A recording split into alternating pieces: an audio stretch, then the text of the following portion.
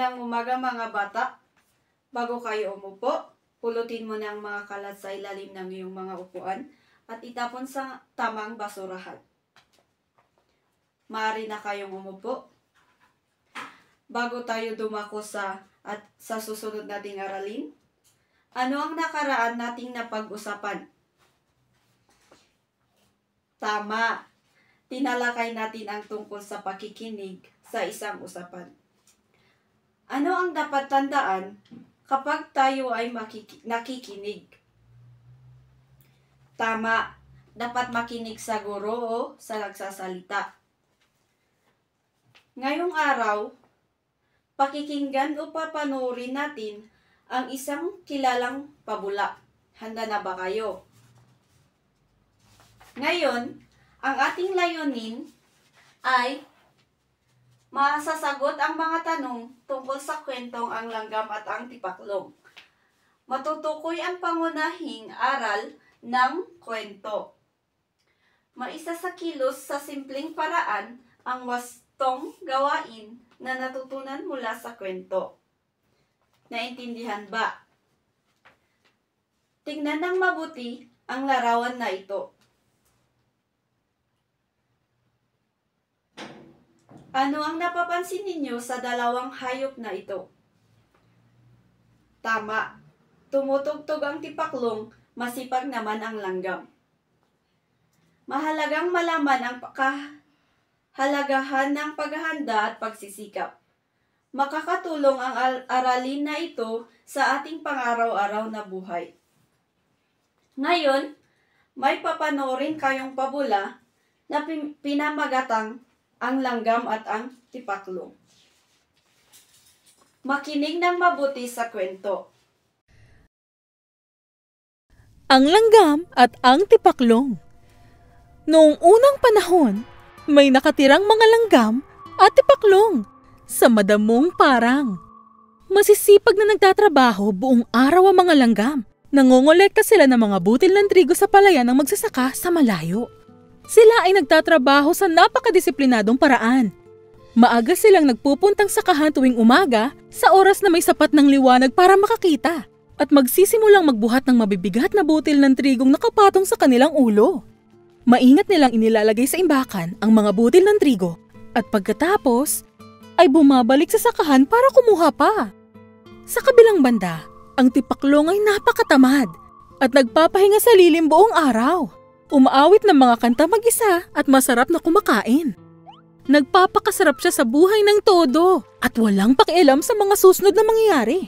Lagi niyang kinaaawaan ng mga langgam na nagtatrabaho buong araw.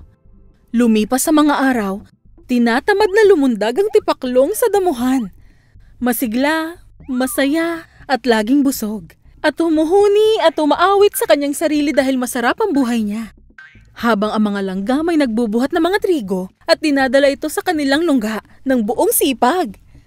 Isang araw, habang nagtatrabaho ang mga langgam, isa sa kanila ay nahulog dahil sa bigat ng butil na buhat niya.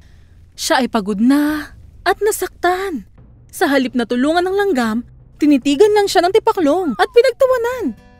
Nagtanong ang langgam, "Ginoong Tipaklong, maaari mo ba akong tulungan buhatin itong trigo papunta sa aking lungga? Pasasalamatan talaga kita ng gusto." Ngunit siya ay hindi pinansin ng tipaklong at nagpatuloy sa pagpapatugtog. Kaya buong lakas na, binuhat ng langgam mag-isa ang trigo. Bakit ako magpapakahirap, langgam? Tanong ng tipaklong. Halika, magpahinga ka muna at pakinggan ang kanta ko. Narito na ang taginit, maaliwalas at mahaba pa ang mga araw. Bakit sinasayang niyo ang sikat ng araw para magtrabaho? Hindi siya pinansin ng langgam at yumuko na lang. Binilisan niya ang paglakad papuntang sakahan. At ito ang nagpatawa ng mas malakas sa tipaklong. Munting langgam, nakakatuwa ka naman. Tinawag niya ang langgam. Halika't sumayo tayong dalawa. Kalimutan mo yung trabaho. Magpakasaya tayo sa tag-init, maglibang ka. Tumutulong ako mag-ipon ng pagkain para sa taglamig. Sabi ng langgam. At mapapayo kong gawin mo rin ito. Ba't kailangan mag-abala sa taglamig? Tanong ng tipaklong. Napakarami pa nating pagkain sa ngayon at marami pang panahon para maghanda sa taglamig. Ngunit alam ng langgam kung anong kanyang ginagawa, kaya naman nagpatuloy siya sa kanyang pagtatrabaho. Habang ang tipaklong ay lumulundag patawid sa parang, masayang kumakanta at sumasayaw, ito ay nagpatuloy sa mga sumunod na araw. Sa halip na nagtatrabaho at naghahanda para sa taglamig, mas ginusto pa ng tipaklong na sumayaw, kumanta at maglaro sa kanyang libreng oras. Hindi niya naisip na ang napakagandang mga araw ng tag-init ay hindi habang buhay at di magtatagal darating na ang taglamig at tag-ulan. Ang tag-init ay naging taglagas at ang taglagas ay naging taglamig. Ang liwanag ay bihira nang makita at ang mga araw ay maiksi na at makulimlim. Ang mga gabi ay mahaba at madilim. Nagsimulang umulan ng nyebe at naging napakalamig na. Nanginginig ang tipaklong sa lamig ng simoy ng hangin. Sinubukan niyang balutin ang sarili ng mga tuyong dahon sa paligid. Pero ang malakas na hangin ay hinipan ito palayo. Siya ay nagutom at walang nakitang anumang makakain. Sigurado siyang pag hindi siya nakakain, mamamatay na siya. Nangihina na siya at di nagtagal, napagtanto niya na tama ang mga langgam at dapat naghanda rin siya. Hindi na gustong kumanta ng tipaklong ngayon. Siya ay gutom na at nilalamig. Wala na siyang masisilungan mula sa nyebe at wala ring makakain. Ang parang, pati na rin ang sakahan, ay nababalutan ng nyebe. Walang mapagkukunan ng pagkain. Oh, anong gagawin ko? Saan ako pupunta? Panaghoy ng tipaklong.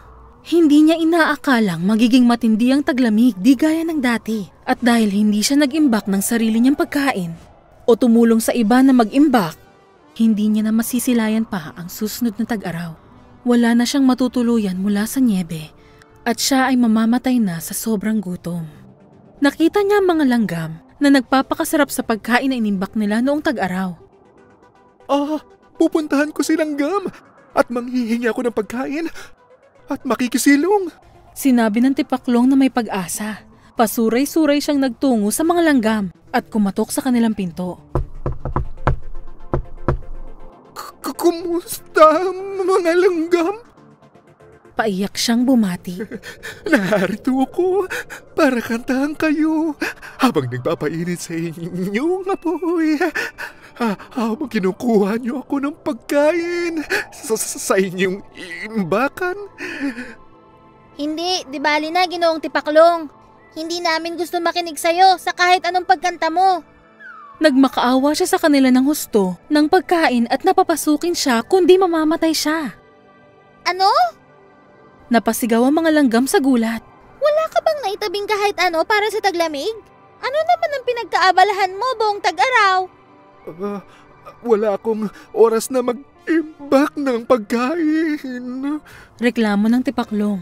Masyado akong abalang magpatugtog at bago ko pa malaman, tapos na pala ang tag-init. Napailing ang mga langgam sa pagkainis. Tinalikuran nila ang tipaklong at bumalik sa pagtatrabaho. Ang langgam na minsay humingi ng tulong sa tipaklong ay tumingin sa kanya at sinabi, Sa buong tag-init, nagpakahirap ako habang tinatawanan mo ko, kumakanta ka pa at sumasayaw. Dapat inisip mo rin ang tungkol sa taglamig. Maghanap ka na lang ng makakantahan, Tipaklong. Wala kang makakain ng masisilungan dito. At pinagsarhan ng langgam ang tipaklong ng pinto. Ang tipaklong ay walang nagawa kundi umiyak.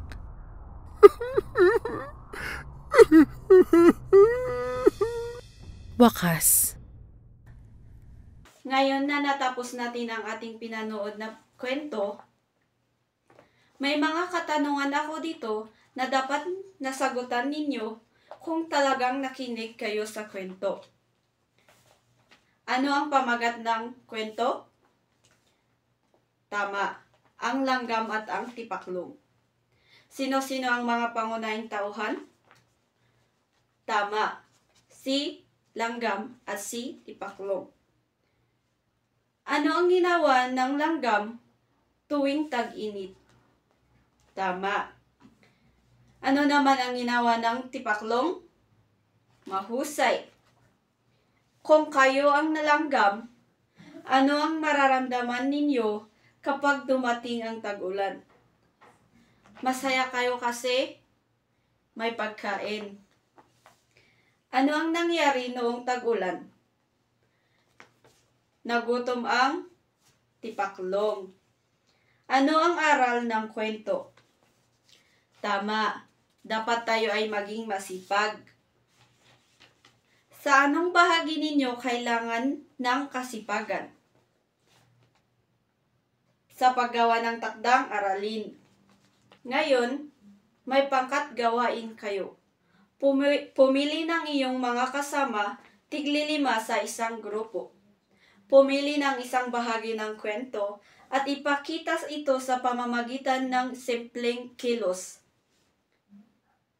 Bibigyan ko kayo ng 5 minuto para magsanay at pagkatapos isasadula ninyo sa harapan.